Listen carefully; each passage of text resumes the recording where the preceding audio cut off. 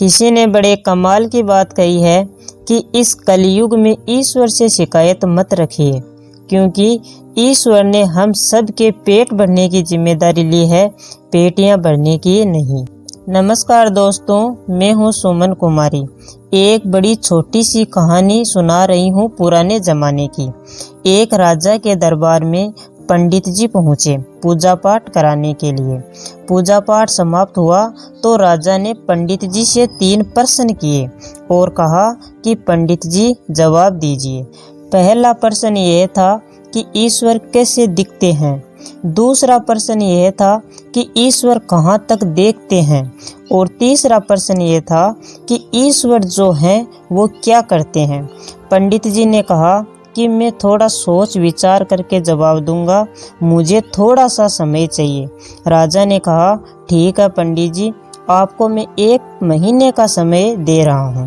यह बात सुनकर पंडित जी घर आ गए और सोच विचार करने लगे, लेकिन उन प्रश्नों का सही जवाब नहीं मिल रहा था। जैसे जैसे राजा का दिया हुआ समय समाप्त हो रहा था, वैसे वैसे पंडित जी की टेंशन बढ़ती जा रही थी। पंडित जी का एक बेटा था जो बड़ा होशियार और बुद्धिमान था। उसने समझ लिया कि पिताजी चिंता में हैं। उसने पूछा कि पिताजी क्या हुआ, तो पंडित जी ने बताया कि राजा ने 3 प्रश्न दिए हैं और उनका जवाब मांगा है। तो पंडित जी के बेटे ने पूछा कि क्या प्रश्न है, तो उन्होंने बता दिया कि ईश्वर जो हैं वो कैसे दिखाई देते हैं, कहाँ तक वो देखते हैं और ईश्वर करते क्या हैं। तो पंडित जी के बेटे ने कहा, पिताजी बस इतनी सी बात है, मुझे आप समय समाप्त होने पर राजा के दरबार में लेकर चलिए, मैं राजा के 3 प्रश्नों के सही जवाब दूंगा। पंडित जी ने कहा, मुझे तो बताओ।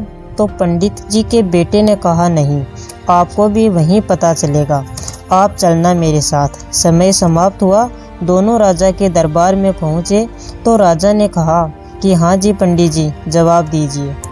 पंडित जी ने कहा, मैं जवाब नहीं दूंगा, मैं अपने बेटे को साथ में लाया हूँ, वो बड़ा विद्वान है, वो आपके सारे प्रश्नों के जवाब देगा। तो राजा ने पंडित जी के बेटे को कहा कि बताओ बेटा, क्या जवाब है पहले प्रश्न का कि ईश्वर जो हैं वो कैसे दिखते हैं। तो पंडित जी के बेटे ने कहा, कमाल करते हो आप यहाँ के इतने बड़े महाराज हैं, आपके दरबार में अतिथि आया है, आपने उसका आदर सत्कार नहीं किया, पानी नहीं पिलाया, कुछ नाश्ते की व्यवस्था नहीं की और आपने सीधा प्रश्न ही पूछ लिया। तो राजा को थोड़ी लज्जा आई। तुरंत उनके लिए दूध का गिलास मंगवाया गया। पंडित जी के बेटे ने दूध को देखना शुरू किया, दूध में अंगुली डालकर चेक करते रहे। थोड़ी देर तो चलता रहा, फिर राजा ने पूछा कि कर क्या रहे हो। तो पंडित जी के बेटे ने कहा कि राजन, मैं इसमें मक्खन ढूंढ रहा हूँ। तो राजा ने कहा कि दूध में ऐसे मक्खन थोड़ी दिखाई देता है, दूध से पहले दही बनाया जाता है, दही को मथने पर मक्खन दिखाई देना शुरू होता है, फिर आखिर में मक्खन मिलता है। तो इस पर पंडित जी के बेटे ने कहा कि ठीक यही बात है कि ईश्वर जो है वो ऐसे थोड़ी दिखाई देंगे, वो हर आत्मा के अंदर विद्यमान है। हर जीव में जिसमें आत्मा है उसमें परमात्मा रहता है, लेकिन पहले आपको नियमों का पालन करना होगा, ध्यान करना होगा, अभ्यास करना होगा, उन्हें प्रसन्न करना होगा, तब वो आपको दिखाई देंगे।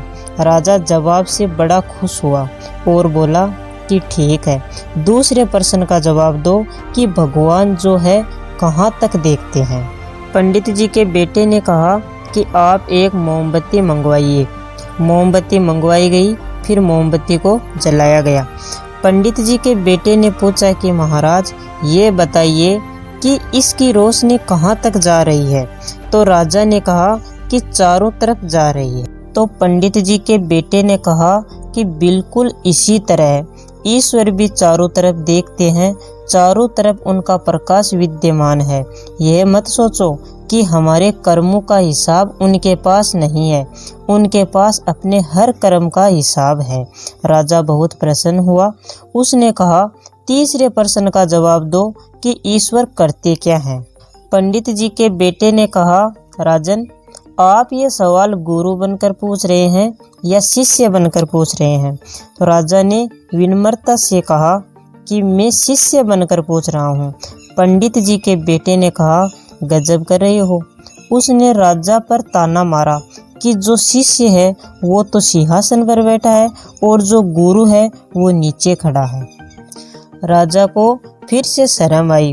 तुरंत राजा सिंहासन से नीचे उतर कर आया और पंडित जी के बेटे से कहा कि गुरुदेव, आप सिंहासन पर बैठिए।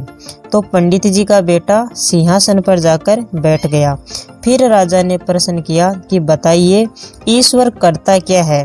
तो पंडित जी के बेटे ने कहा कि अब बताने के लिए रह क्या गया है।